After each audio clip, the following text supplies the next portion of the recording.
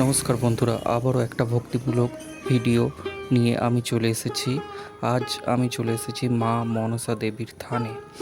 পশ্চিম বর্ধমানের বহুলা এবং কাজরার মধ্যবর্তী স্থান পরাস্কুল, যেখানে রয়েছে মা পদ্মাবতীর মন্দির।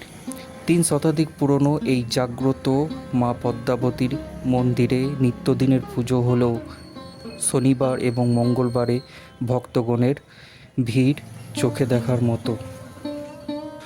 এই দিনগুলিতে অগণিত ভক্তগণ নিজেদের বিপদ কাটাবার জন্য এই জাগ্রত মায়ের মন্দিরে আসেন এবং মায়ের পুজো দিয়ে থাকেন। প্রায় 300 বছরের পুরনো এই মন্দিরটি নির্মাণ করেছিলেন বর্ধমানের রাজা। কথিত আছে কোনো এক সময়ে বর্ধমানের রাজা খাজনা আদায়ের উদ্দেশ্যে এই স্থানে রাত যাপন করেছিলেন। মায়ের স্বপ্নাদেশে তিনি এই স্থানে মায়ের পুজো করে থাকেন এবং মায়ের মন্দির স্থাপন করেন।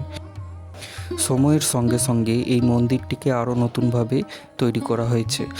বলা বাহুল্য, এই মন্দিরে মায়ের কোনো মূর্তি নেই। মা সাধারণত এখানে শিলামূর্তিতেই পূজিত হয়ে থাকেন। একটা গাছের নিচে মায়ের শিলামূর্তিতে এখানে পুজো করা হয় এবং মন্দির হলেও গাছের উপরের অংশটা ফাঁকা থাকে। অতি প্রাচীনকাল থেকেই এখানে এভাবেই মা মনসা দেবীর পূজা হয়ে আসছে। মা মনসা দেবীকে পদ্মাবতী কেন বলা হয় জানেন কি? আসলে হিন্দু দেবী মা মনসা হলেন শিবের মানসপুত্রী এবং বাসুকী নাগের বোন।